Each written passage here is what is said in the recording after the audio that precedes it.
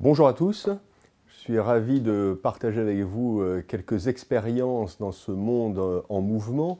Il est clair qu'à force de dire que le monde change, on finit par oublier qu'il a tout simplement changé déjà depuis un bon moment. Il suffit de se comparer à une dizaine d'années en arrière, où Twitter balbutiait, Facebook également, le social media n'existait pas, le digital n'était pas un sujet.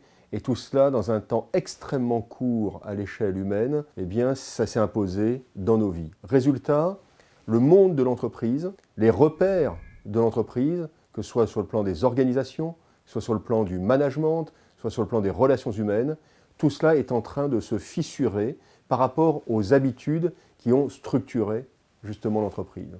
Les défis à venir, beaucoup voudraient que ce soit des défis technologiques, puisqu'on n'arrête pas de parler de digitalisation, bien évidemment, c'est important. Beaucoup voudraient que ce soit des défis financiers, économiques. Ce sont avant tout des défis humains. Avec mes équipes, nous animons dans le monde entier en moyenne 150-200 tables rondes par an, avec des êtres humains de tout horizon, de toutes conditions.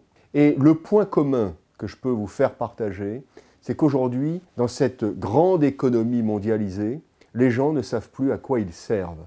Alors souvent, on résume cela à la question du sens. Mais cette question du sens, elle est cruciale pour les années à venir.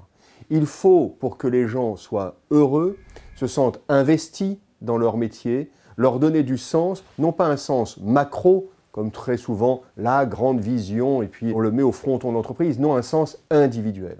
Avec l'arrivée des nouvelles générations, celles que j'aime appeler moi les mutants, la fameuse génération Z, il faut admettre que ce ne seront plus des êtres humains comme les générations passées.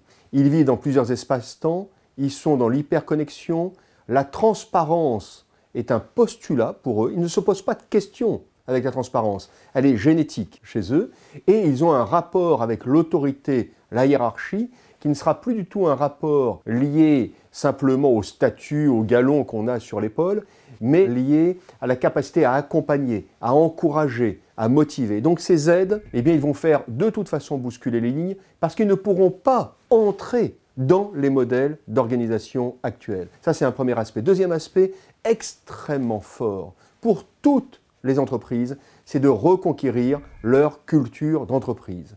À un moment où les grandes organisations, pour beaucoup, sont synonymes de déshumanisation, les entreprises capables de porter haut leur culture, leur identité, leur spécificité, eh bien, ce seront celles qui seront capables d'attirer les talents, mais seront capables surtout de garder également leurs talents. Donc la culture d'entreprise va revenir au premier plan des défis, des objectifs dans les années à venir, parce que nous avons trop galvaudé la parole de l'entreprise. Et là, toutes les études le démontrent, 80% des salariés déclarent ne pas croire dans la parole des entreprises. C'est intéressant parce qu'il y a un parallèle à faire évidemment avec la parole des politiques. C'est la confiance dans la parole corporate et seule la culture est au rendez-vous de cela. Autre défi essentiel pour lequel il y a urgence, c'est de remettre la fonction RH au cœur de tous les changements. Décloisonnons cette fonction, sortons-la de son ghetto juridico-social pour l'ancrer dans la vraie vie des gens.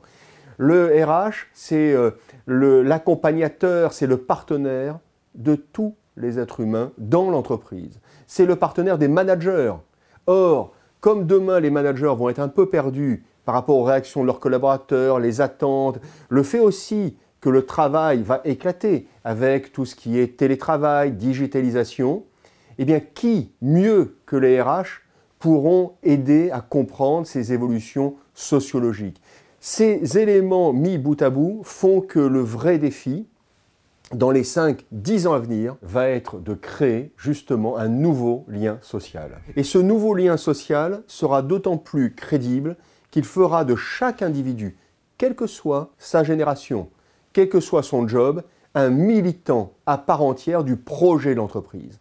D'où également une révolution à opérer au niveau du top management qui va devoir, bien plus que par le passé, faire des efforts importants pour faire comprendre sa stratégie. La stratégie éloignée du terrain, ça ne fera plus recette. Donc pédagogie, accompagnement, engagement pour recréer un pacte de confiance vont faire émerger un nouveau leadership humain, un leadership beaucoup plus équilibré cerveau droit, cerveau gauche, capable de parler autant aux tripes, au cœur qu'au cerveau des salariés. Et c'est ainsi, et uniquement ainsi, que l'entreprise pourra se revivre comme une véritable aventure humaine.